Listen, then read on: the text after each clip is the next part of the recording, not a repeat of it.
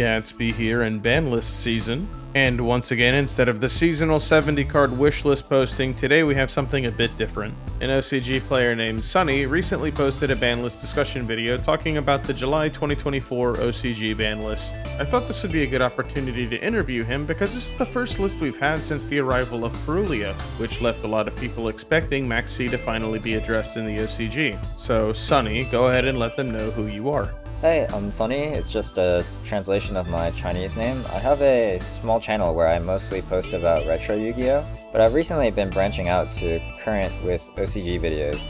So Sunny is an OCG player from China, which had me curious about his decision to play the OCG, given that back in 2020, Konami announced the introduction of the simplified Chinese format to the region, with a steady stream of releases to catch them up to the OCG. Is there any reason why you're playing the OCG over that simplified Chinese format?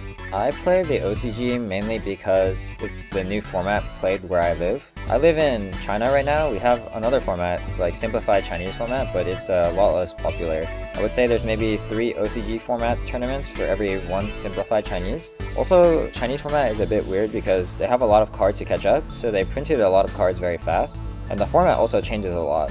Now it's slowed down a lot because they finally caught up where it matches the TCG release maybe, but it was very fast before. The Banlist was also slow to catch up and you had weird things going on like Snake Eyes with Hockey Fibrax boards. I usually find myself playing at locals in my city, but my local scene is relatively large. There are many card shops in the area where they can fill after work and on weekends. Yeah, Hockey and Snakes sounds disgusting. I briefly scrolled through the list. They have cards like Electromite being legal at 1 and Grass is Greener legal at 2, so it sounds like an interesting format to say the very least. Do you find yourself playing more casually or more competitively? Like, do you do any tier 2 events? So actually, it's a little bit difficult for me to attend major tournaments because my work schedule means I also have to work on the weekends. Finding a full day off is difficult for me, so I typically just go play at locals after work. There's a lot of players like me that cannot attend all the big tournaments, but go every local after work. I would consider myself more of a competitive player though. Some people play casual decks and have fun that way. I sort of do too. I play a lot of tier elements these days, but generally all the decks I enjoy playing are rather powerful. My goal is definitely to top every single tournament that I do have the opportunity to enter. Yeah, no, I'm very familiar with that. Born to play cardboard, forced to clock in 8 to 5. So let's talk about the game. Right now it's in a pretty bad state with people constantly complaining that it's a dying game. Does the OCG do much of that? What's the overall outlook over there? I personally feel like Eastern players are much more optimistic about the game compared to the West. For example, when I consume Western media, it seems like to include consistent complaints about the game, or why it's not good, while I feel like Eastern players tend to accept the game for how it is. That's not to say that no one ever complains about the game here. It's more like, if you hated the game so much, you would probably just quit and do something else with your time, I think. Honestly, I don't really know why it feels like there's more complaining on the Western side. I'm not saying that it's wrong to complain or that they shouldn't do so. I complain myself, but ultimately, I always say that Yu-Gi-Oh! Is a great game and there's nothing else like it. And my feeling is just that a lot of people complaining genuinely just do not like the game. Those are the players where I feel like quitting would probably be better for them. As for formats that had people quitting, I know the introduction of Links was rather dangerous because people were mass selling since a lot of old decks were unviable during that Master Rule. But aside from that, I'm not really sure. I personally think that current format is complete trash, but people are still actively playing it happily. And that's just my vibe. Like, I haven't looked at the actual stats or sales on anything. You mentioned Tier Laments, which was a Tier 0 format that had a lot of duelists complaining at the time, so I have to ask, strongest deck in history versus the strongest deck of today, do you have an opinion of which of the two formats you preferred more? Personally, this is a bit of a hard question for me to answer because I started transitioning to current format during tier format. In 2021, I was living in Canada for my studies and I started to play Edison format again after I watched a YouTube video from Simo, and then I become very addicted to Edison format, and that slowly spilled over to more Yu-Gi-Oh! Content such as current. So for me, tier format is one of the best formats of Yu-Gi-Oh! Ever. I could play tier mirrors endlessly, and I actively try to. I have a full power tier deck built on Master Duel to play against one friend I have for full power tier mirror, and I also try to compete whenever online has tier format tournaments. Yeah, I'm definitely coming around on Tier Lament quite a bit, and in hindsight, I wish I would have taken the opportunity to play more Tier Lament instead of coping on Math Mech. Did you have anything else you wanted to add about Snake Eyes? I just feel like Snake Eyes format is such a tragedy because of a couple of reasons. The first one is that I think Snake Eyes had the potential to be an extremely cool deck. Somehow, despite its long history, Konami has managed to consistently make new decks with new mechanics, and Snake Eyes is one of them. Snake Eyes has one of the most unique and coolest forms of removal in the entire game by putting monsters in a spell and trap card zone, and I think that that's really special and could have been leaned into much more. Instead, what Snake Eyes has become was a link climbing deck that produced a lot of little bodies with very little, which meant that engines were very small and they would just use generic extra deck monsters. And that to me was the biggest problem. It's almost a product of all the problems in Yu-Gi-Oh's history kind of culminating into this one monstrosity of a deck, because like it would be okay if it was just a thing for a couple of months, but for example, when I was playing the TCG, Full Power Tier was a 3-month format, but Snake Eyes had been strong in the OCG for 10 months, and it will be a full year where it has been the best deck by the next ban list. It's been strong on release in Master Duel, and it's dominating the TCG at full power, so I feel like it's causing a lot of fatigue for the player base because it's something that you have to deal with at all times without exception, and it's causing a difficult problem to fix by forcing all the viable decks to have very small engines just so they can compete going second against Snake Eyes. I agree that fatigue is probably the best description for what a lot of people are feeling right now, and with the AGOV anniversary right around the corner, I just can't imagine Konami passing it up again. So let's talk ban lists. Obviously the TCG is expecting ours later this month, but the OCG just got one last month, so let's talk about the OCG ban list. The TCG couldn't be trusted with one maxi. You guys have 9 in circulation. How do you feel about the Earth Insect? I have more of a TCG mentality, so I think that maxi should just be banned. The discussion has been spoken about until the end of time, so I don't have much to add, but I don't really like cards that are too impactful on their own. Like cards, when you activate them, they will win you the game, such as Maxi and Shifter. The argument for them is that they discourage a certain type of deck, but neither one actually completely discourages a deck from being played. It just one-shots people when you actually activate them. Droll is a card I used to think was toxic, but what I realized is that Droll is almost a necessary evil. Typically, formats where Droll is really strong is a sign that the format itself is very toxic and problematic. So that's why I no longer dislike Droll. Nib is a card that is like not even good anymore. OCG players are often playing 0 to 1 Nib just to draw off Maxi, and if they take the Maxi challenge, but it's a card where if you're playing against a good deck, you better have another hand trap with the Nib, because at the bare minimum, or it doesn't actually do a single thing. Honestly, I can't even believe that we reached a point in Yu-Gi-Oh where cards like Nib and Evenly are getting power crept, but Nib actually just feels like it is just significantly weak in the current meta. OCG players just think these hand traps exist, so their opinion about how strong these hand traps are often reflect what deck they're playing. For example, I have a friend who plays Yubel, and he cries about Droll all the time, but most people just think that Droll is just a balanced card, and I think that most people don't really think too much about any of these cards, except for maybe Shifter, which I think a lot of people hate Shifter a lot. Yeah, no, not biased, your friend is totally cooking, fuck Droll. Alright, here's a hypothetical. Tomorrow you wake up, Konami does an emergency ban list, Maxi is banned, no other changes, what happens? The game would be overall be better eventually, but it would take a couple formats for this to happen. The initial format would actually be kind of trash, I think, because there's way too many decks where you can build them to have infinite extenders that just kind of ignore through hand traps because they use the bodies they made that got negated to create more extenders, and then just try to one-shot your opponent through anything with the God board. Like, someone I played against the other day, Appaloosa, Barone, the Odd Eyes Vortex Dragon, the extra deck Floodgate Pendulum, the IP Masquerena, the Battle Protection Pendulum. So that board is basically unbeatable, and then there's also Earth Piles where people summon all the Nishuria Synchros next to Omnis, and then my tier deck has a completely unbreakable board with IP, Kaleido, Planet, Sulliek, Barone, Winda, the Cherry Beast, Snow, Shufflers. Like, it's completely unbeatable, and if they don't have Maxi, then the game would just be like, go first win. Actually, maybe that's not too different, because post Fiendsmith, it's also go first win, so I guess that wouldn't actually change too much. Maybe Maxi should actually just be banned right now. What about the arrival of Maxi 4 through 6? How did the OCG take that? The TCG had a mix of people claiming it was a mandatory 3 of in main, with sane people understanding that it likely sits in the sideboard. The OCG reception to the Mulcharmy was pretty similar, I think, to Western perception. They thought it was going to be a very strong card, or they were being realistic that it was definitely going to be sided. So Prelia is a bit of a weird card because it's weirdly not that good, I would say. I think the biggest issue is like when you play Mulcharmy, you can't really main it because you can only play it going second, so it has the same problems as Breakers, where in hand trap heavy meta, if they stop your combo, you're playing -1 and then you're basically guaranteed to lose. So you can really only side it for one game post board, and then you have to compare this to every other option, like for example Breakers, and then we have even more Breakers like Heavy Storm and 3 Change of Heart in the OCG. So if you resolve your Mulcharmy, then drawing cards is good, but it often means that you fail to stop their first effect, and decks right now are so focused on one card starters and having explosive advantage, so if you stop something later, it's much worse than just stopping it on the first card. And then you also have to compare if you would have rather had the Mulcharmy over like a Veiler or something, and I don't have a logical reason for Mulcharmy though. Like, I played a bit of Dueling Book for the first time, and then Mulcharmy was so good in the TCG, but it was just bad in the OCG, and I don't really know why that is. Yeah, I feel the same way about Trap Dust Shoot and Edison, where it feels so bad to draw if you're going second or if you draw it later on during the game, but it feels almost unbeatable if you're on the draw. How did you feel about Fu or Ross? I don't really have any unique thoughts about the new Mulcharmy. It's obviously really powerful, and I think it's weird that Konami put both the extra deck special and the deck special on the same card, because splitting them up would have made a lot more sense since these are two of the most common places to special from. But people are already maining it. I was at the release local and my Snake Eyes opponents were playing it in their main deck. So I'm still deciding if I want to main or side it, but I'm pretty sure it'll be a main deck staple in the TCG at the very least. And once they announced Fuwa Ross, I think people became a lot more realistic about Perulia, but I think they wanted to see the effects of the extra deck and deck summons broken down into two different Mulchummies.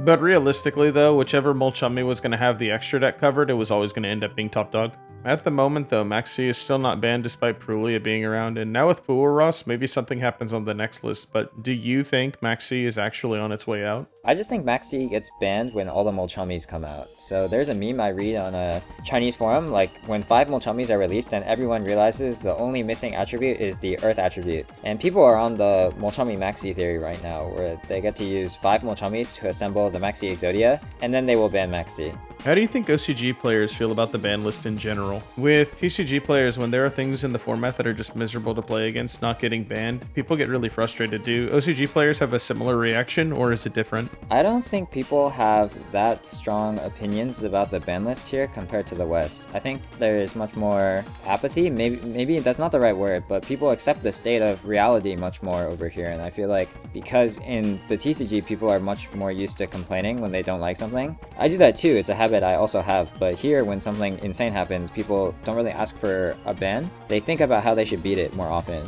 For example, something I side in every single one of my decks for going first is Scythelock. I think it's a very efficient way to just win a game with very little effort, so basically I just win one game post-board almost every single time. But my opponents often think when they get Scythelock, maybe I should be playing Bystials or Ghost Bell, or save their negation for Dagda instead of asking for bans for these cards. And then people definitely get sad when cards are banned though. For example, when Simplified Chinese format banned Kit Close, I think everyone knew it would happen, but it was still a little bit sad. Yeah, branded players have been coasting on that mentality for years. You mentioned Kit Kalos. Is there a card you wish was off the list, or maybe a card you wish was on the list? The same in the TCG and OCG. It would probably be Kit Kalos, but it's not because I think Kit Kalos is particularly well designed. It's really because I think that without Kit Kalos, then Tier sort of becomes almost like a bastardized version of what the deck could be, because it's still good, but it loses a lot of consistent plays, which makes it rather high variance, and the most important thing is that I feel like it becomes unpleasant for your opponent to play against, which I don't like. I feel like the Master Duel version of Tier Elements is actually very fun to play against, because you know that the Kit Kalos is the first thing they make, and then you can hold your negation for the Kit Kalos, and then it's very hard for them to necessarily get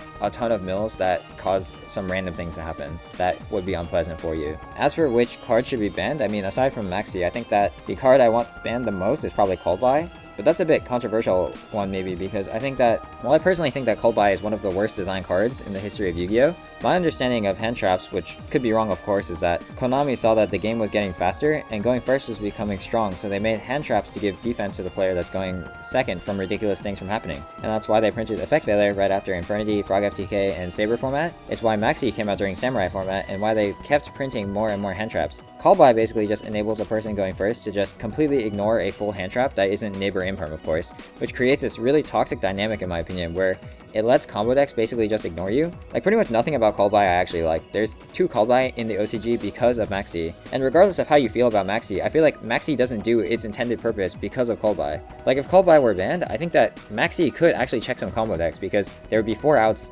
total for 3 Maxis, and you could even go further by banning Cross Out 2. Just based on ratios, decks that get one shot by Maxi would be less playable, and maybe we would see what would happen if Maxi could actually check every single combo deck from being played. But no one really complains about Called By except for me, so I don't know if I'm being delusional or what's going on, but I really think that Called By basically just doesn't do anything good for Yu-Gi-Oh! Maxi you can maybe argue is good for the game if you think about it, if you think that Yu-Gi-Oh! Is like way too fast or something like that. There's at least some arguments you can make, but I feel like it's very hard to defend Called By.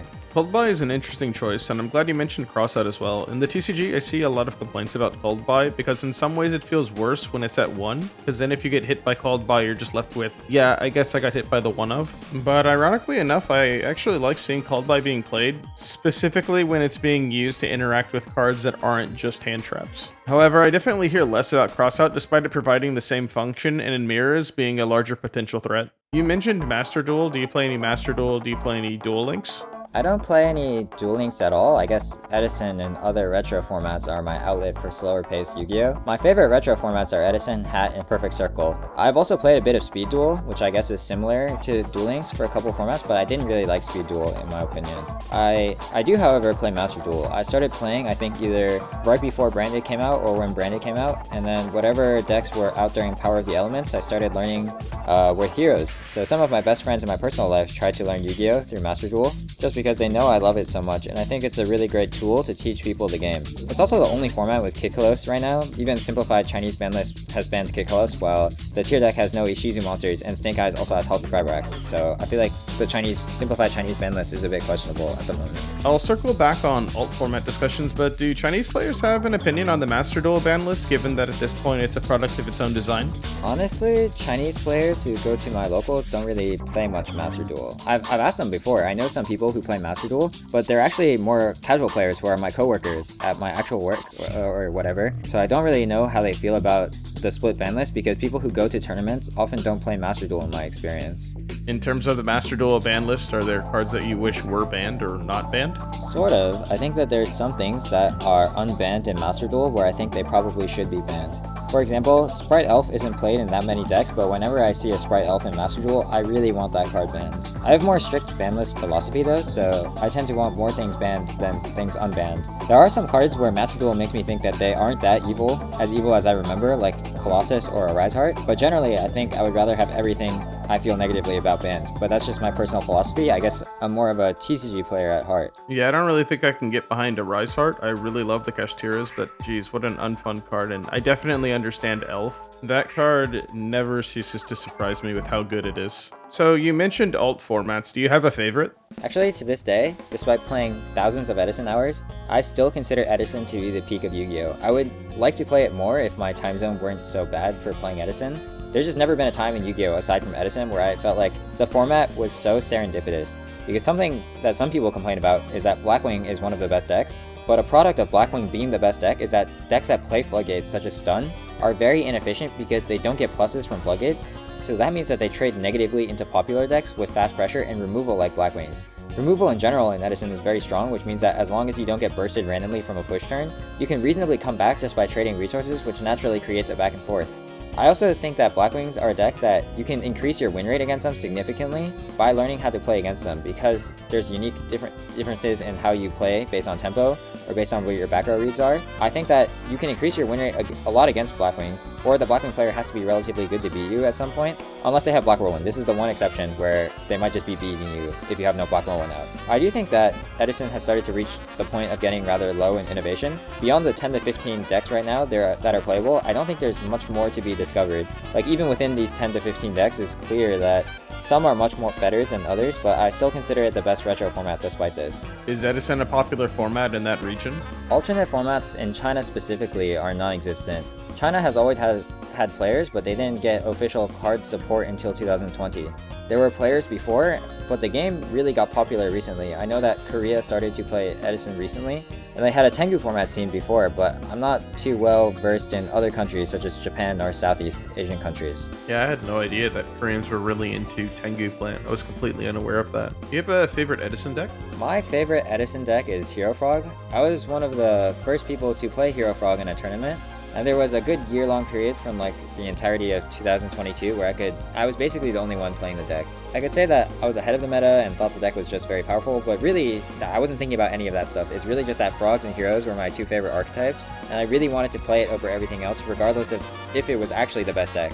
People told me the deck was worse than other Frog decks or whatever, but I didn't really care too much. I just really believed it was one of the best decks of the format, or it was at least similar to that power level, so it didn't matter exactly where it was. And now everyone kind of thinks that, so it makes me happy that there's so many people playing my favorite deck. That has to be the best mindset to enter the format with. I feel like a lot of innovation from Edison comes with that mindset. Anytime a new deck bubbles to the surface, it's exciting to see how people develop new strategies, given that it is a closed format. In your video, one of the most fascinating things that you mentioned was the sealed product discussion and how OCG players are more willing to buy sealed product than TCG players. Would you elaborate a little bit on that? I think everyone at the core just enjoys variance to some extent. I don't think there's like cultural or genetic difference between people's psychology or anything like that. It's more like Asia has figured out how to commodify this part of all people, and you can look at gacha games or TCG culture or K-pop, actual gachapons, even just like limited edition collaborations. When I walk to, for example, Dairy Queen for ice cream, they have like Hatsune Miku collaboration there for no reason.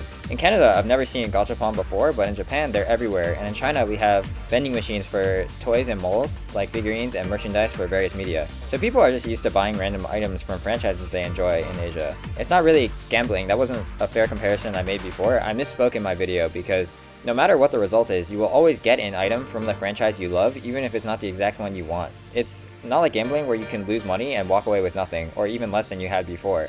Yeah, the gachapon concept in Japan is always something that I thought was pretty cool. It reminded me of when I was a kid and I would ask my mother for quarters to put into the sticker machines. When it comes to product, there's always complaints that the value of the product is too low in TCG, so it's just better to buy singles. How does the OCG approach this? Honestly, I can't really think of reasons why North America doesn't buy packs. I really think it's just because there's less casuals, because the value on OCG boxes is actually even worse than TCG boxes, because OCG cards are worth zero money. We have like $1 QCRs in some sets. For example, Rage of the Abyss. The most expensive card is a level 4 Fiendsmith Seeker Rare at 70 RMB, while the Super Rare is 30 RMB. And these are release prices, so they will actually go down later. And the rest of the set is literally less than 15 RMB. And the entire box costs 380, so you're guaranteed to lose almost 100% of the box unless you pull a QCR. And the QCR is often like at most like 50 RMB, because most of the QCRs are also bad. But people buy a ton of boxes. I saw at least 30 boxes being opened when I stopped by my locals for the release date. And while the TCG sets, some of them aren't that good, but on the good sets, it's actually pretty good to buy boxes.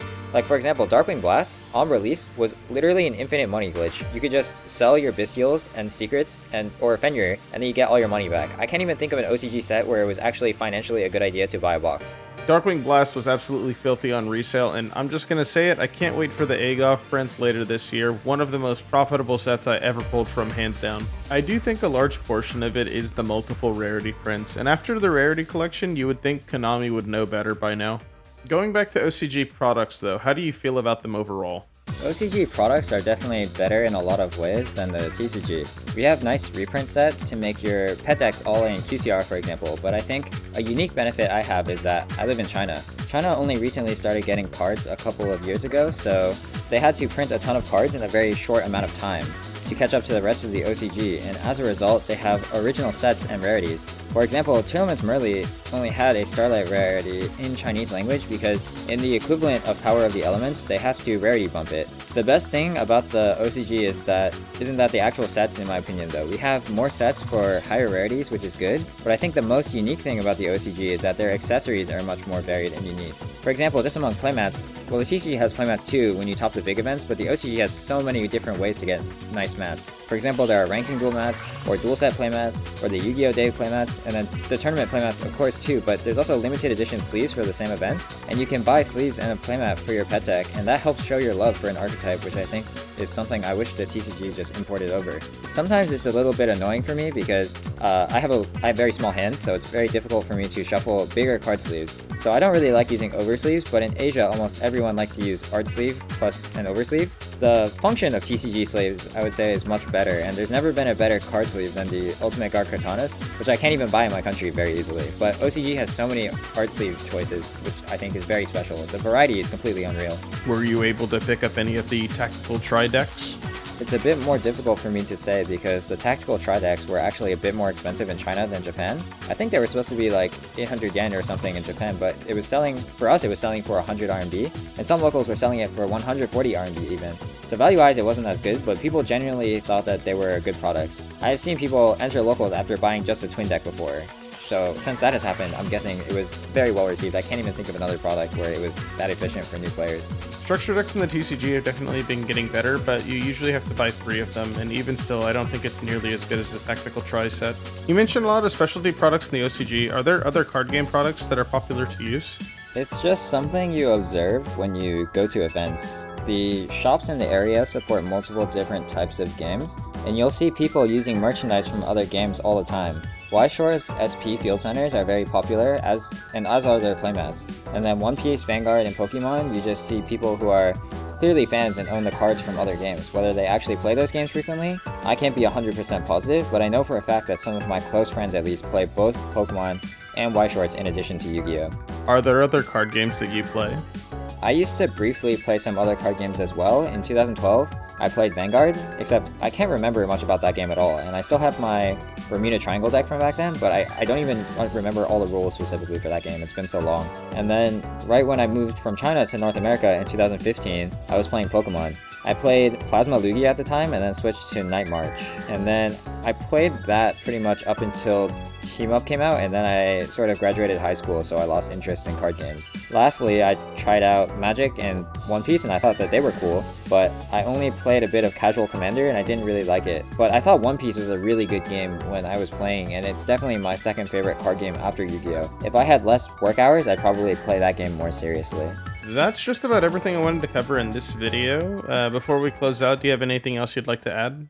I guess something I want to add is that if I were to compare the OCG and the TCG, there's not one that's particularly better because there's pros and cons for both, and I see them as more different than anything else. For example, I think I prefer the TCG Banlist philosophy, and thus enjoy playing the actual format as a TCG in a vacuum a bit more. But there's a lot of things that are special about the OCG that I can't get in the TCG. I said I was mostly a competitive player, but at the core I really just love Yu-Gi-Oh! As a franchise. It's been such a big part of my life at this point, and I love it so much that my real life friends that I met outside of Yu-Gi-Oh! Have tried to learn it just because I love it so much, and they want to see why I love it. And the OCG really shows its love for the game more in my opinion. For example, the pet deckers are showing combos and innovation using archetypes I've never seen before, and I don't really see that in the TCG as much. Another thing I like is that we are the first to get cards, which means that I have a chance to innovate myself because decks are not set in stone as opposed to being in the TCG where I would just copy the OCG, and strong decks would almost always translate. For example, I think something that people could try doing is they could cut the Fiendsmith Tractus and the Lurie and start playing just the level 4 and the token summoning card. The Lurie was needed to get another Light Fiend in the graveyard to make a 1-card link 4, but the new level 1 does that already, so you can just play this to have better draws and then also play around Droll. People haven't really tried this yet, but I think that's because it's only been 1 day since the set release, and then that's something that I think will definitely be attempted soon. But TCG players won't have that opportunity if the OCG players have already figured this out and then start doing it. And then of course, I've also been innovating things like my pet decks that are only uniquely playable in the OCG, or various end boards. Like, I know that in the TCG, a popular end board for Memento is they just make Griffin, they go for the Yama line into Griffin, and they can reset a Floodgate, and then they can use the Birth Event to revive the Griffin to Griffin lock them on their turn. And then in the OCG, people like playing Fiendsmith Memento, where what ends up happening is they make the Contact Fusion Tuner monster, and then they use that to make Boarload Savage Dragon, and then use Top Hat Hair and make a board that way. I don't really do any of that because I wanted to play a pure deck without Fiendsmith, because otherwise the engine would become too big, and then you would have too little for non-engine. But I still wanted a way to beat cards that would really hurt your board. For example, take cards like Change of Heart or Talents, and that's why I wanted a Spell and Trap Negate, so I played Terahertz Memento, and then these are all things where I wouldn't have the opportunity to innovate anything if I were playing in the TCG. And then also, this is not really related to the actual card game, but there's much more fan art and cosplayers and just people showing their love for the game outside of gameplay. Not to mention more merchandise like figurines or playmats or sleeves and these types of things. Alright, well thanks a lot Sunny for taking part in this video, and I'll keep a link to his channel in the description, so please check him out, and thanks for watching. Thank you so much for having me. You can find my YouTube at SunnyYGO. I typically make competitive videos on whatever Yu-Gi-Oh format I'm playing at the time. A lot of the time it is Edison, but sometimes I'll talk about other things like the OCG when I have time. Thank you so much. Bye bye.